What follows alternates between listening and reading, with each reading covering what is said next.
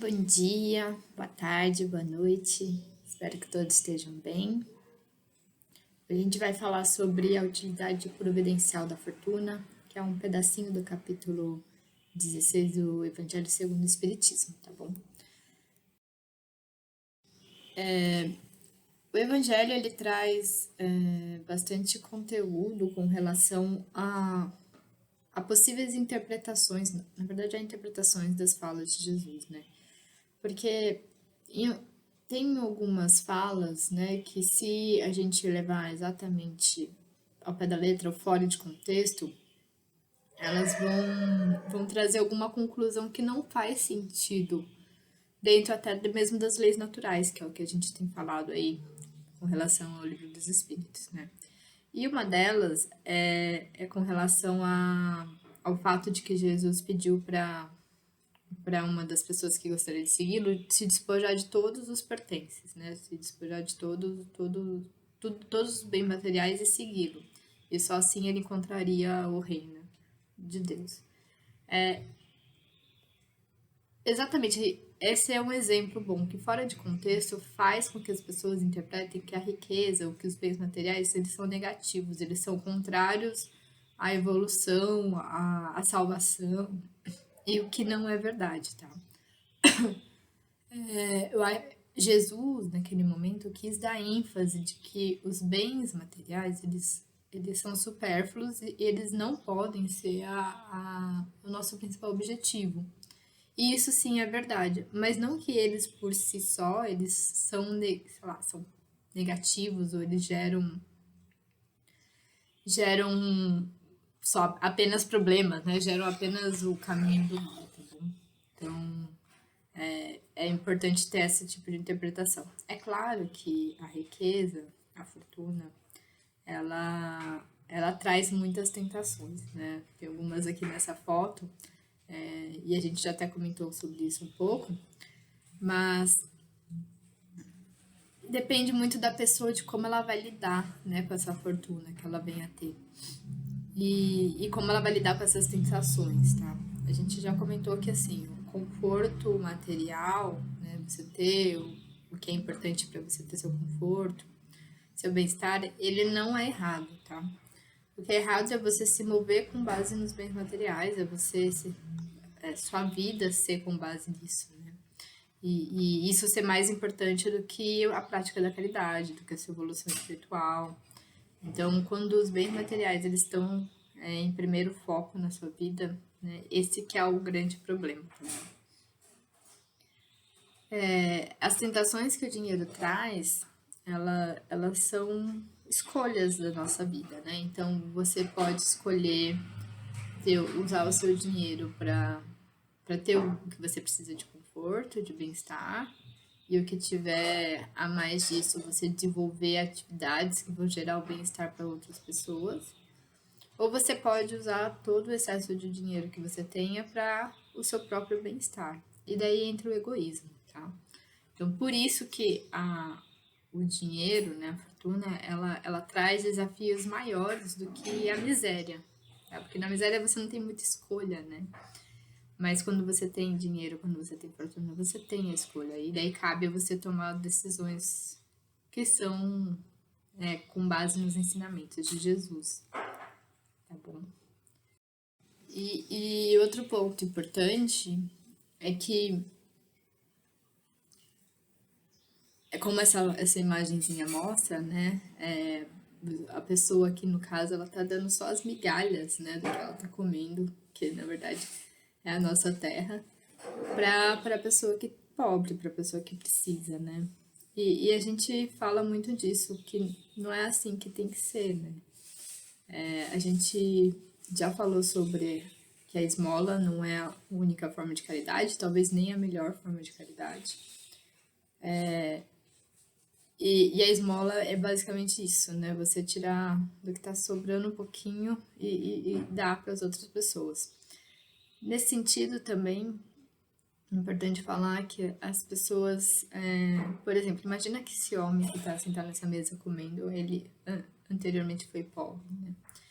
E ele esquece quando, por algum motivo, ele se torna rico, ele tem adquirir alguma fortuna, algum a mais, muitas pessoas que passam por essa situação, elas esquecem das pessoas que estavam com ela lá, quando ela estava sofrendo junto e que compartilharam com ela, né, o que era possível compartilhar, ou das pessoas que ajudaram.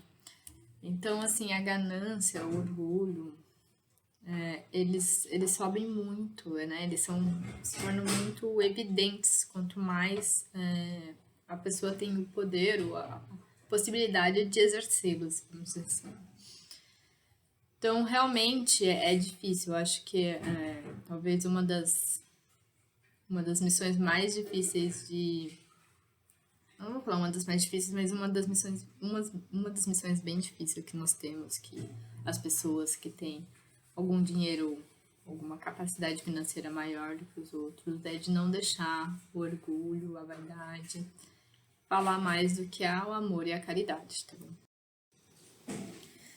E o que o Evangelho fala nesse sentido é que, assim, o dinheiro, ele não é um problema, tá? Então, aqui tem a evolução do homem, né? A evolução que mostra que antes a gente só queria a comida, depois a gente queria fogo, depois a gente queria roda, depois a gente queria peixe, depois a gente queria dinheiro e depois, quando a gente queria mais dinheiro, a gente virou zumbi, né?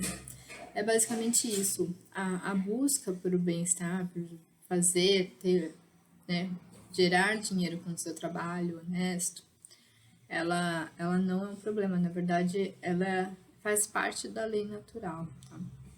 A gente vai até explicar daqui a pouquinho. Mas se o dinheiro que te move, se você só pensa em ter mais e mais dinheiro e a ganância, elas te movem, sim, você se torna um zumbi na sua evolução, porque você não caminha para a direção que é a correta, né? Que é a direção do amor e da caridade, tá? Isso é bem importante deixar claro que eu acho que, assim, a gente tem, talvez, conceitos aí estruturados por conta da sociedade, por conta da gente vive, de que o dinheiro é errado. Na verdade, o dinheiro não é errado. Tá? O que é errado é realmente você viver em função dele. E por que ele não é errado? Porque para a gente realizar o desenvolvimento da sociedade, para a gente desenvolver o nosso planeta de forma que ele comporte confortavelmente todas as pessoas, a gente precisa desenvolver, né, evoluir, criar. E para criar a gente precisa de recursos, não tem como. Como eu vou construir uma fábrica sem recursos? Ou como eu vou, né? Isso não existe como. A gente tem que ir lá, pegar os recursos da natureza e transformar esses recursos, tá? E isso gera progresso. E o progresso é uma lei natural. Né? Então, você acabar acumulando recursos para conseguir desenvolver algo maior, algo melhor, é extremamente positivo e é correto, tá bom? E o globo e o nosso planeta só vai sobreviver, né? Só vai continuar vivendo se a gente fizer isso, se a gente desenvolver evoluções científicas, né? Evoluções industriais, enfim, se a gente conseguir evoluir. Tá? Então, o dinheiro, ele é um motor disso, né? Já que a gente está estruturado, a nossa sociedade está estruturada de forma, né, por trás do dinheiro, ele é um motor para isso conseguir. E até as relações entre os países, elas se dão por esse troca, né? Então, imagina que seu país não tem uma capacidade de agricultura, e aí você precisa trocar com outros países. E a forma de trocar isso é trocando recursos, que no nosso caso, do nosso globo, é o dinheiro, tá? E isso é completamente correto. Então, você fazer trocas justas, desenvolver atividades econômicas, tudo isso faz parte da lei do progresso para a gente transformar o nosso globo num mundo melhor para a gente viver, tá? Para comportar bem a sociedade e trazer bem-estar para todos. Então,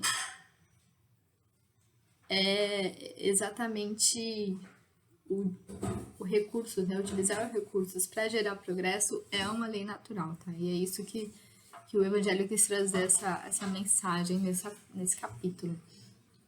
E além disso, os recursos financeiros também possibilitam muito o desenvolvimento intelectual, porque você consegue focar, gerar pesquisas, gerar conhecimento, gerar novas invenções.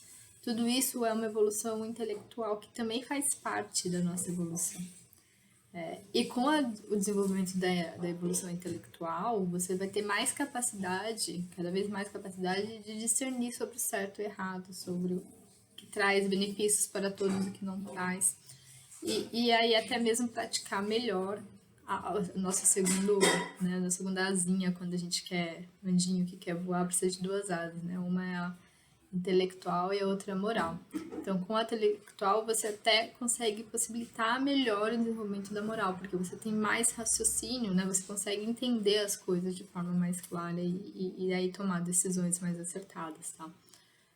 Então, todos esses são formas, né? São utilidades para a gente para ter a fortuna, né? A única utilidade que a fortuna não tem é quando ela só beneficia a si mesma, né? Você só utiliza ela para o seu próprio benefício. E aí sim, ela não vai te trazer no final não vai te trazer nenhum benefício, né? Benefício verdadeiro e vai aumentar um pouquinho aí sua dívida perante a sociedade, tá bom? É isso, gente. Muito obrigada.